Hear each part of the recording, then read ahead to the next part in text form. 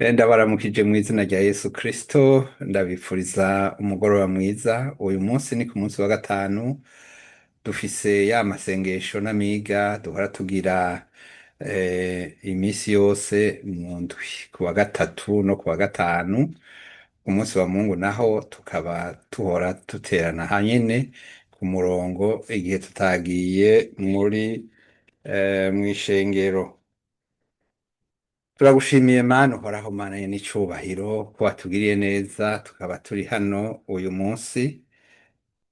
Dutewe iteka no kubona ko Mana yo mw'ijuru watuzigamye ukadushikana kuri ino saha.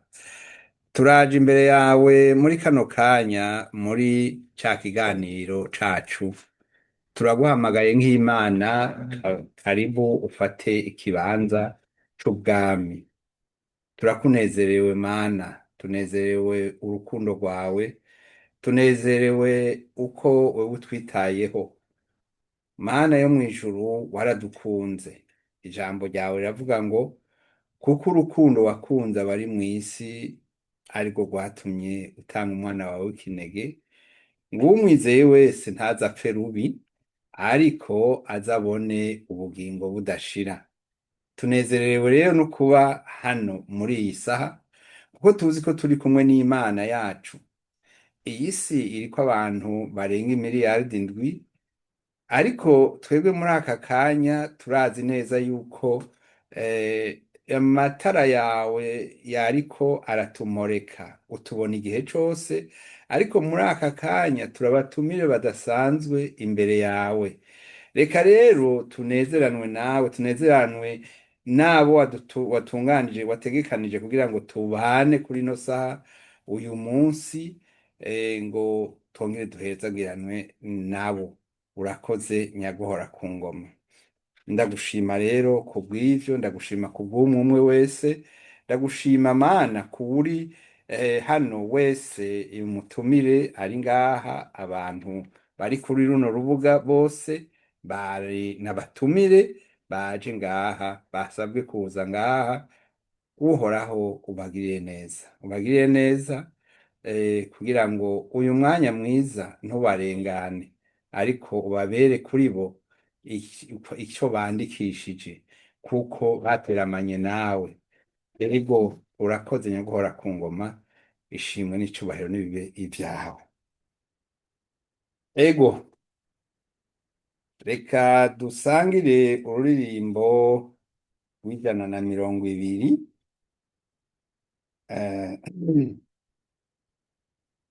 ruvuga ngo mw'ijuru imbere y'Imana mfise umuntu amvugira. Mw'ijuru imbere y'Imana mfise umuntu amvugira, n'umuherezi mukuru kandi yitwa Rukundo. Ndiko mu mutima wiwe handitswe izina ryanje, kuko amvugira ndamwansi yobasha kumunyaga. Iyo Satana anyeretse ivyaha vyanje vyinshi, agomba ko nihebura ndangamiza mw'ijuru. Ndabaye umukiza wanje yankuye kw'ivyo vyaha, yarantsindanishirije ngo simbe ngipfa rubi. Uhoraho umucamanza ambonye kw'amaraso ntanjira urubanza rubi anyita ugororotse yaranyiguze nduwiwe niwe bugingo bwanje kuko adapfa singipfuye twe na Yesu turumwe. Amen, amen.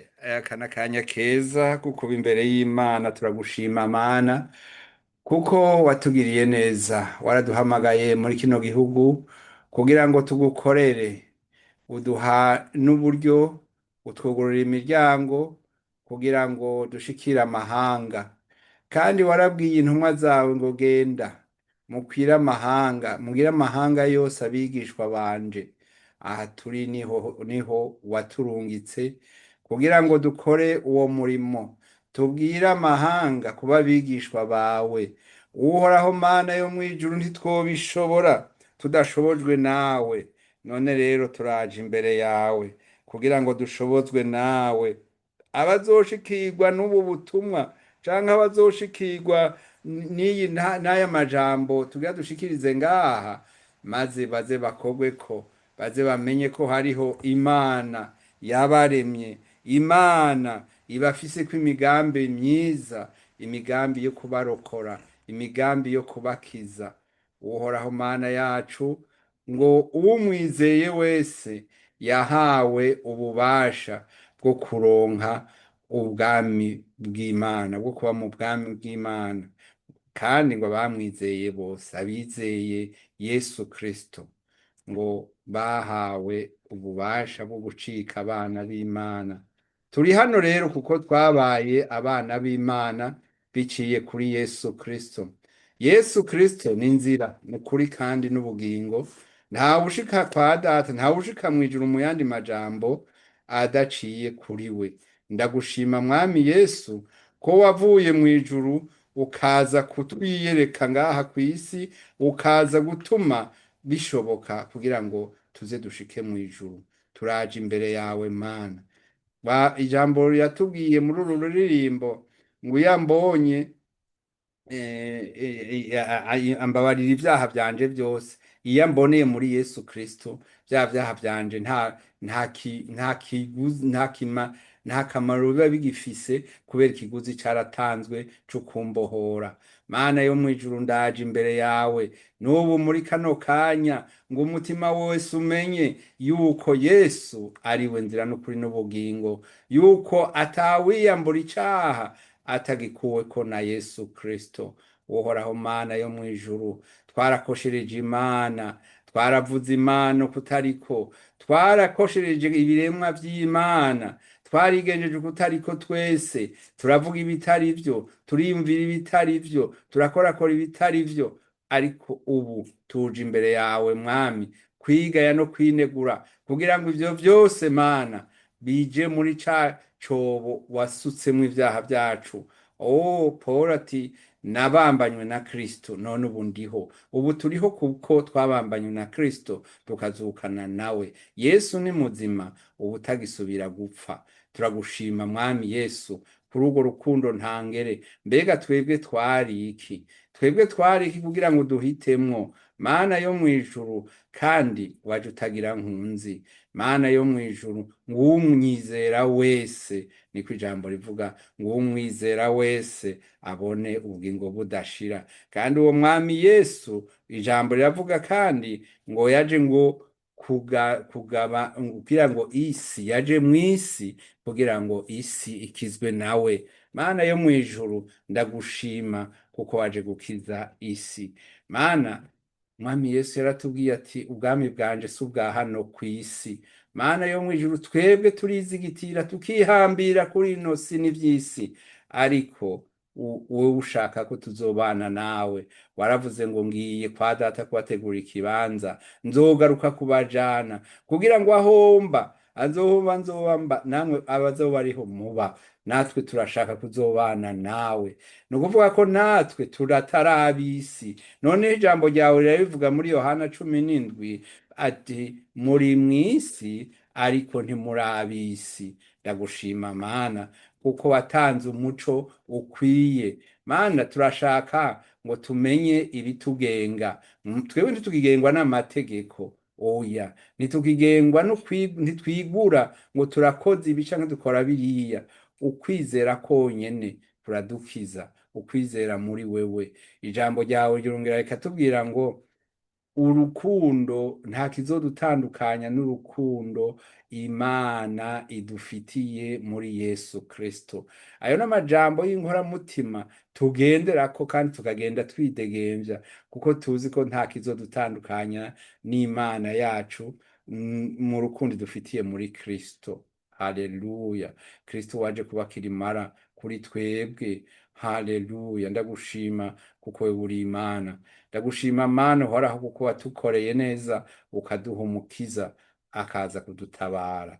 None rero Mwami Yesu agiye kuduga mw'ijuru, yaravuze ati nzobarungikira umwitsa. Uyo nawe ni mpwemu yera, kandi uwo mpwemu yaraje, yararungitswe n'ubabana natwe, niwe atuma tugira inyota yo kugusenga, niwe aduha n'amajambo yo kuvuga. None rero tuje imbere yawe Mwami Mana yo mw'ijuru, ngo muhemu wawe adushoboze, atwugurura amaso, tubone iyo turiko turaja, tutandukane n'icaha, kandi tugire n'umwete wo gusemerera no kubwira abari mu vyaha ngo babivemwo. Wereka umugambi wawe si uko abanyavyaha bapfa, ariko ushaka ko abanyavyaha bihana. Haleluya, haleluya. Ndaje imbere yawe Mana, ndakwinginze nyaguhora ku ngoma, ngo ugende mu gihugu cawe, mu bwoko bwawe Mana. Abo bose batura izina rya Yesu nk'umwami n'umukiza wabo, bibuke kandi bamenye ko atawe uzojana icaha c'ububeshi, icaha c'ubusuma, icaha ico ari co cose Mana yo mw'ijuru wadusavye kwitandukanya naco. Nta nguvu tworonka zo kwitandukanya naco, ariko tutakigaye, tutacihakanye kizotomako. Ariko turahakanye icaha, turahakanye icaha Mana, turahakanye icaha kitwizingirako. Ubu muri kano kanya nguze utweze, uze ubane natwe. Turabigushimye, tugusabye tukwizeye mu izina rya Yesu Kristo, amen. Ego turi reka tubandanye rero uno munsi. Nibaza ko tuca tubandanya dusoma ijambo ry'Imana ry'uno munsi, nk'uko twari twarabitanguye mu minsi iheze kwiga ku gitabo c'Abafilipi. Yari integuro naronse kuva kera yuko twokwiga nk'uko biga mu mashuri ya Bibiliya, aho bigisha kumenya Imana, aho bigisha abigisha bazokwigisha ubutumwa bwiza. Na kare twahamagariwe kugira abigishwa abantu amahanga yose.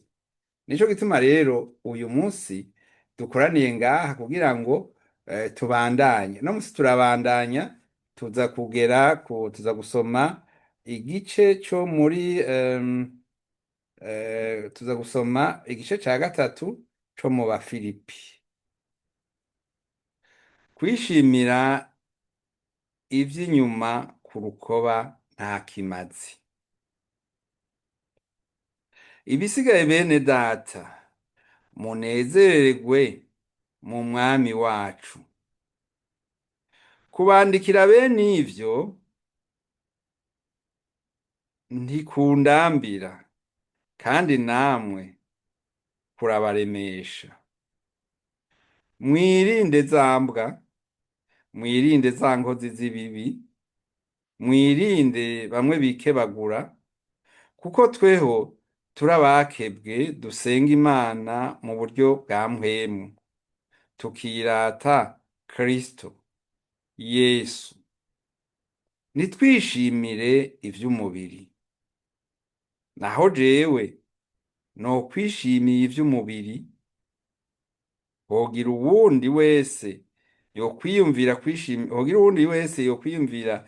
kwishimira ivy'umubiri no murusha. Ubu ni intumwa Pawulo yandika. Nakebwe ku munsi ugira umunani. Ndi uwo mu bwoko bw'Abisirayeli, ndi uwo mu muryango wa Benyamini mu Baheburayo, ndi umuheburayo ku vyo gushimikira ivyagezwe, ndi umufarizayo. Ku vy'ishaka nahama ishengero, ku vy'ukugororoka kuzana n'ivyagezwe ntawambonye ica ngaya. Aha Pawulo aratubwira neza canke arabwira Abanyefilipi ati ntimukishimire ivy'umubiri. Aha yashatse kuvuga ibintu vy'amamo canke vy'amoko, kuko yari mu bwoko bw'abatoranijwe n'Imana bita Abisirayeli canke Abayahudi. Yari kandi yarafashe ubwene gihugu bw'igihugu cari cabatwara ico gihe. Urumva yari muri elite mu bantu bari Abaroma, yari yabironkera urupapuro, kandi yari akataje mu vyerekeye gukurikiza inyigisho z'Abayuda muri Judaisme, ku buryo ari navyo vyamutuma agenda guhama abakristo. Ntikwari ukufana kuba umuntu abikunze gusa, yari umuntu yize amashure menshi kandi abizi neza, yigishijwe n'abantu b'abahanga bakomeye.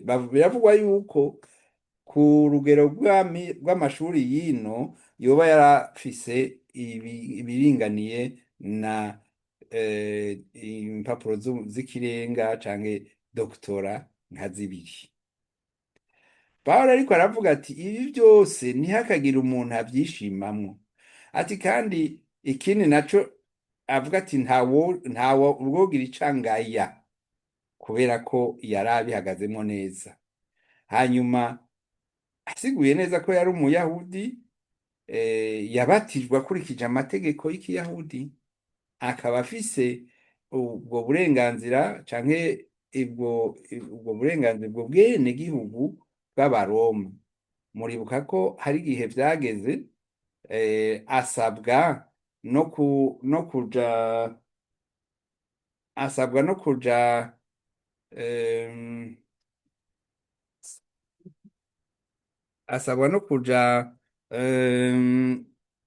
ngo bamupfunge, ariko biranka ko bamupfunga kubera yuko afise ubwo bwenegihugu bubuza. Ntibashobora kumupfunga, ahubwo bamurungika i Roma, kuko yatwarirwa i Roma. Ubutegetsi bwo muri Isirayeli ntibwari bumufise ko ububasha neza. Oya, nico gituma yagiye kuja mu Roma. Ariko turarenganye ico twariko turavuga. Rero ntihakagira ikintu na kimwe gituma twishimira ico turimwo, canke uko twibaza ngo dufise statut iyi. Ego ishobora kuba ari umuntu yaronse uku canke kuriya, nta na kimwe gikwiye gutuma twebwe twokwishira hejuru ngo tuvuge hari ico turushije abandi. Uwirata niyirate ko yamenye Kristo. Reka duheze tubandanye dusoma ijambo uko Pawulo yakobeje ngo afatanye na Kristo. Ariko ivyahora bimbera inyungu ndavyiyumvira ko ari ubuhombe ku bwa Kristo. Ariko ivyahora bimbera inyungu ndavyiyumvira ko ari ubuhombe ku bwa Kristo. Eka mbere n'ibintu vyose ndavyiyumvira ko ari ubuhombe kubw'ikibirengeye, nico kumenya Kristo Yesu umwami wanje. Kubw'uwo nahomvye ibintu vyose, ndavyiyumvira ko ari ishano kugira ndonke Kristo, kandi mboneke ko ndi muri we ntafise ukwanje kugororoka, kumwe kuva mu vyagezwe, ariko mfise kumwe kuzanwa no kwizera Kristo. Niko kugororoka kuva ku Mana guhabwa uwizeye, ngo ndamumenye, menye n'ubushobozi bwo kuzuka kwiwe no gufatanya nawe imibabaro yiwe, nshushanywe n'urupfu rwiwe, ngo kumbure nshike ku kuzuka kw'abapfuye. Aha Petero, nuko mvuze Petero, aha Pawulo aravuga yuko ivyamuhora bimubera ibintu bimubera inyungu. Pawulo yari umuntu azwi, kubera ko bwa mbere yari mubize cane, kandi yari mu bantu begereye abafarisayo, abantu b'ishengero rya judayisme. Ariko ivyo vyose yashimye kubivamwo kugira ngo aronke Kristo, akurikire Kristo. Mu nyuma aravuga ati, menye n'ivy'urupfu rwiwe, ngo kumbure nshike ku kuzuka kw'abapfuye. Intumbero yiwe, kandi niyo ntumbero yacu, niyo ikwiye kuba n'intumbero yacu. Intumbero yiwe ari kuzoshika ku kuzuka. Bene data, umuntu atazoshika ku kuzuka, mu Kristo atazoshika ku kuzuka, ndavuga kuzuka aja kwa Kristo, azoba ari umuhombe. Murabizi ko ngaha ku murongo turafise video aho twasiguye neza yuko abantu bose bazozuka, ariko ntibazozukira igihe kimwe. Iyi n'iyindi nyigisho tuzovugana ikindi gihe, canke abaravye iyo video bashobora kubibona bakamenya ko abantu bazozuka, ariko amaherezo yabo ntazoja hamwe, oya ntazobamwe. Rero hano Pawulo aravuga ati, ngo kumbure nshike ku kuzuka kw'abapfuye. Jewe sinibaza ko yakeka ko azobona ukuzuka, naho yavuze ngo kumbure, ni uburyo sinzi ingena texte original yari yanditswe, kuko ibi dusoma nivyo badusemuriye babishira mu buryo dushobora kubisoma. Ariko arabandanya ati, si ukugira ngo mpejeje kubihabwa canke mpejeje gutunganywa rwose, ariko ndabandanya kugira ngo mbone gufata kimwe catumye nanje ubwanje mfatwa na Kristo Yesu.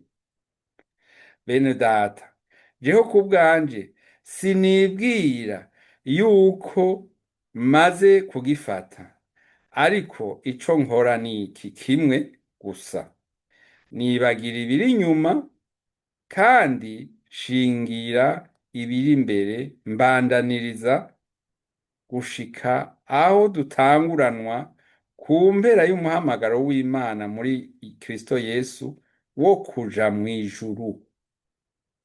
Umuhamagaro w'Imana dufise, umuhamagaro dufise ku Mana, ni umuhamagaro wo kuja mw'ijuru.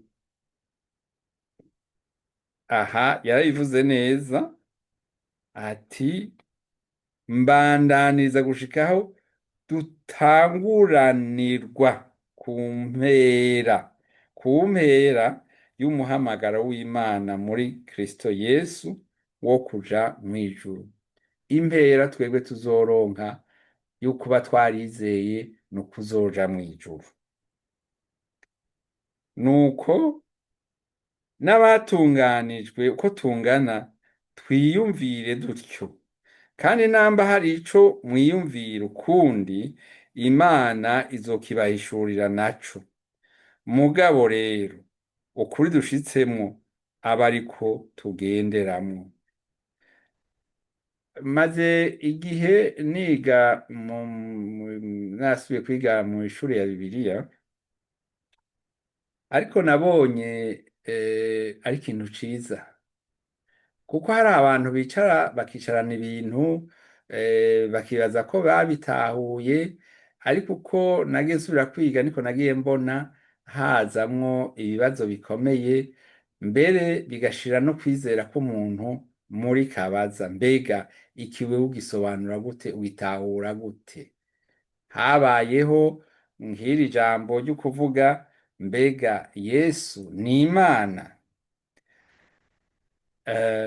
Iki twaracizeko cane n'aha ku rubuga, ndazi ko twacizeko, twasomye igitabo c'inusu c'aya mega nyene, c'aya masomo ya Bibiliya, co mu mashure ya Emawusi, kandi nibaza yuko ivyo twabonye kuri co bidusobanurira neza Yesu Kristo uwo ari we. Maze iminsi ndiko ndasoma igitabo canditswe n'umuntu yitwa Lenoir, ibindi bimenga ni Frederic, avuga ukuntu ngo Yesu yagizwe Imana gute. Ubwa mbere ico gitabo nkigifata ntangura kugisoma nagifashe mfise amakenga, ariko maze gusoma impapuro zitari nke nsanga yuko canditswe neza.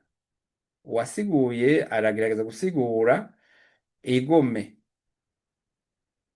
biragaragara yuko twebwe abantu dufise ugutahura kw'abantu, hariho ibitadusobanukiye neza bidusaba kwizera.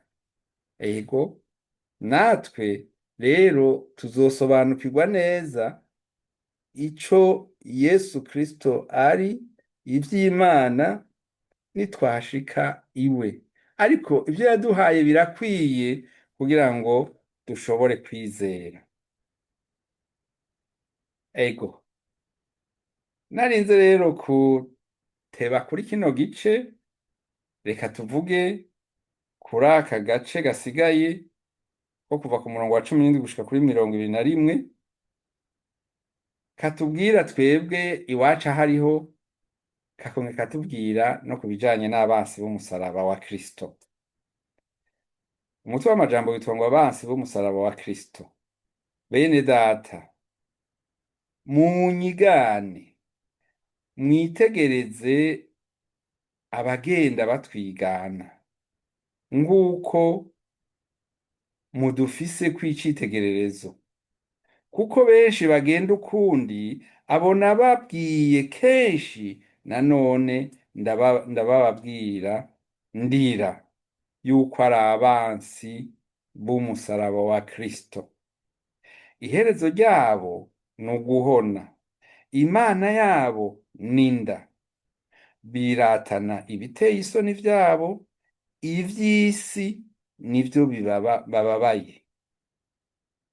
Ndasubiramwo ati kuko benshi bagenda ukundi abo nababwiye kenshi, nanone ndababwira ndira yuko ari abansi b'umusaraba. Iherezo ryabo ni uguhona, Imana yabo ninda, biratana ibiteye isoni vyabo, ivy'isi nivyo bababaye.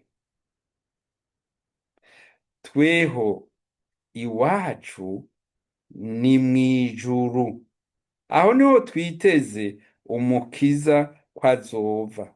Niwe mwami Yesu, azohindura imibiri y'ubufafara bwacu ishushanywe n'umubiri w'ubwiza bwiwe, nk'uko afise ubushobozi bumubashisha kwigandurira vyose.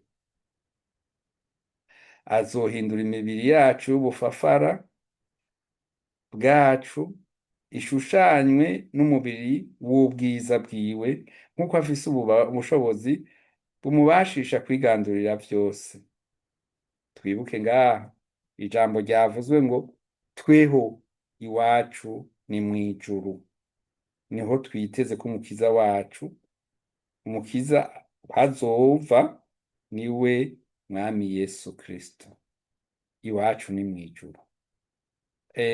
Ayo n'amajambo akomeye, reka twongere ko ijambo rimwe riri agace gatoyi kari mu Bikorinto 15 turasoma muri 50 guhera ku